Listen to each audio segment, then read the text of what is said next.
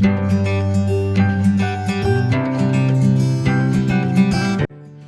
Twisters, this week I'm going to show you how to make this disposable or reusable base with a pole. You can use this to make columns, you can use it to make sculptures or arches. What you need for this one is scrap wood 2x4s or these thinner, wider pieces of wood, and I'll show you a little list of stuff you need. 2-inch exterior wood screws or interior wood screws. I used exterior ones.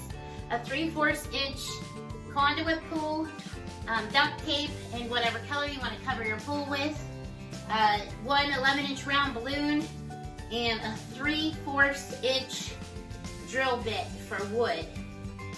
And I think that's all you need, and a chop saw. Okay, let's get started.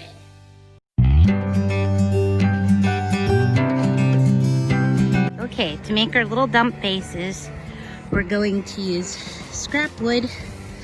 Here I have wood from my daughter's old clubhouse, and I'm going to cut that up into squares. So each board is about 3/4 of an inch in height, and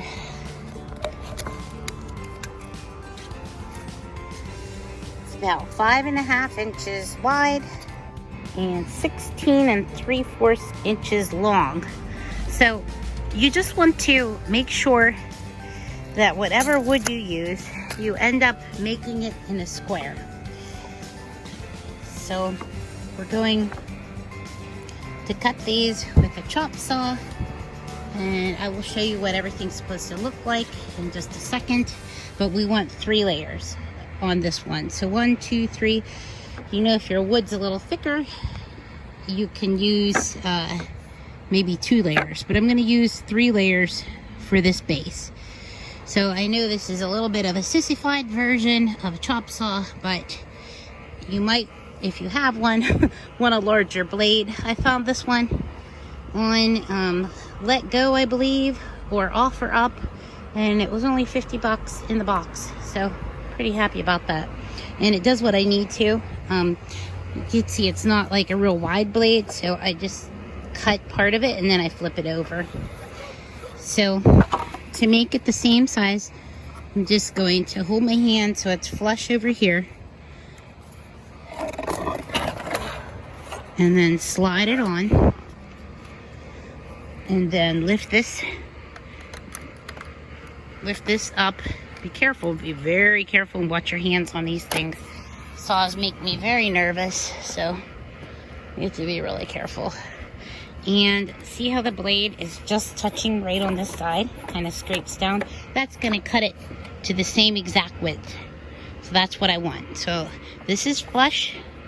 Yeah, maybe I'll push it up, make sure it's flush, and then just kind of push it against that blade, and that's where we want to cut it. So without moving the bottom board, you can take that one off, hold it still, and then you're going to cut it. Hold on tight to it, push the button in. Okay, and what you want are 3 layers, and you want to crisscross them. So 3 side by side, and then look underneath here. 3 going this way, and then 3 going the same way as on the top. And then we're going to put little screws in here, here, here, here, here, here, here, and here. So 9 boards all together, and then we're gonna put 1, 2, 3, 4, 5, 6, 7, 8 screws in. So 4 in the corners, and then 1 in the middle of each board on the sides to hold everything together. And I'm going to use 2-inch exterior screws because you want to hold your screw up here, and you want it to go through each board, but you don't want it to stick out of the bottom. So just kind of hold it to the side and make sure it goes through all 3 boards, but make sure it doesn't pop out the bottom, and that will hold everything together nice. And these are 2-inch screws. Okay, just get your drill. For some reason, I don't know how, but I lost my drill, so I bought one on Amazon for $20. I figured I would have found it by now. I think I might have taken it to my mother's, but you want to get a little Phillips end like this and make sure it fits nicely in your screw. And then I'm going to start right here on the side. Make sure everything's flush and pushed together nicely before you screw it in. That's pretty nice, and I'm going to go ahead and screw it.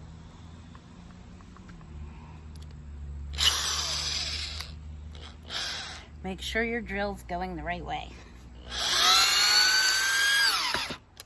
And these ones are kind of self-drilling, so they go in really nice. Doesn't have to be exact. Just pretty close.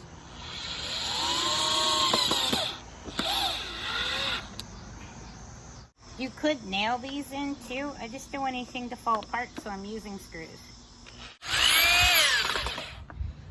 And if it lifts up, just back it up a little bit.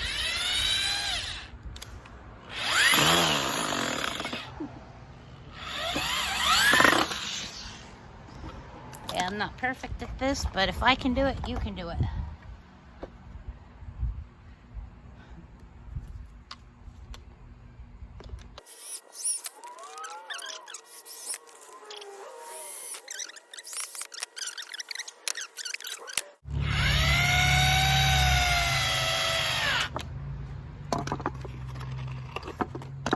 And one more.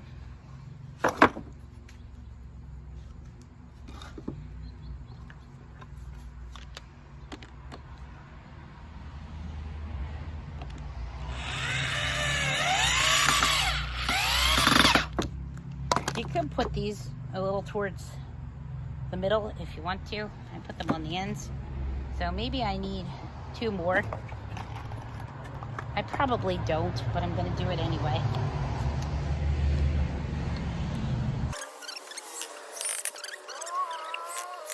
So here we go.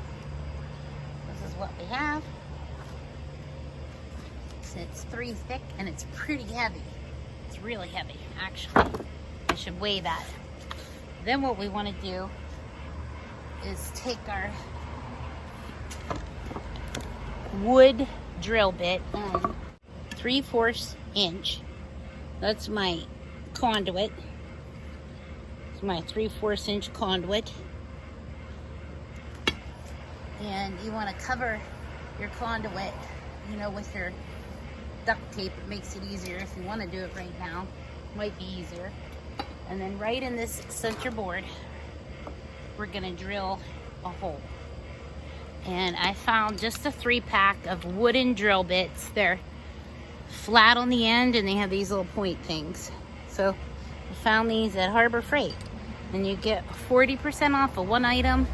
And if you're lucky, you'll get those coupons where you can get a free flashlight.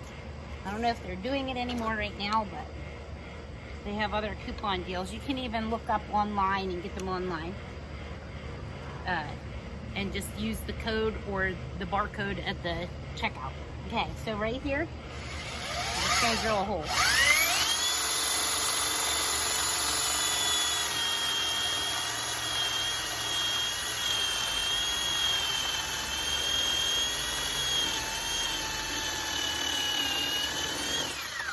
I went pretty far down. I don't want to drill a hole through my cement, but this is what I did. Clean that up. Shut off. Yes, there's just a tiny little peek hole where the drill popped out at the bottom, but it went through all 3 layers. Then we're gonna put it on the ground. And here, if you want to make your base permanent,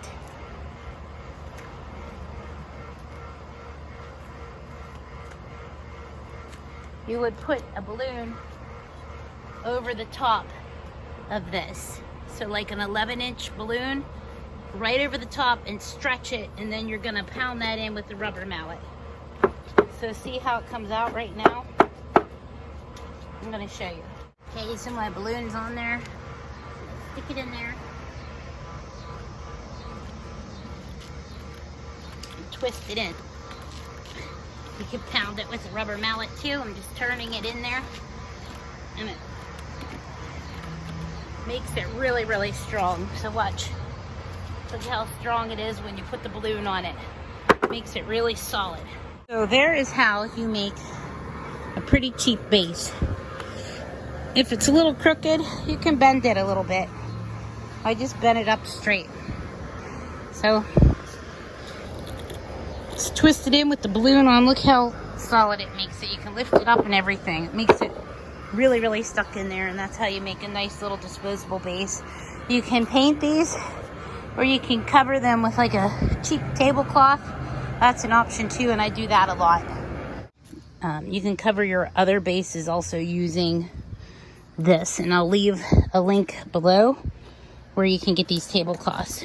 Otherwise, you can go to the Dollar Tree, but I would suggest, layering them up so they don't rip, because they do rip pretty easily. These are just cheap tablecloths on these ones, but the ones in the back are covered better. And there's the floor flange I use for the other one. And I found that in the plumbing section. This too. This is like one of those big long things that screws into the floor flange. And I covered it all with tape on a conduit pole. This is pretty old, but I use it for balloon decorations. And for columns, and I also use them for arches. And that is that. If you like my video, please hit the like and subscribe button, and I'll keep them coming. Happy twisting, and I'll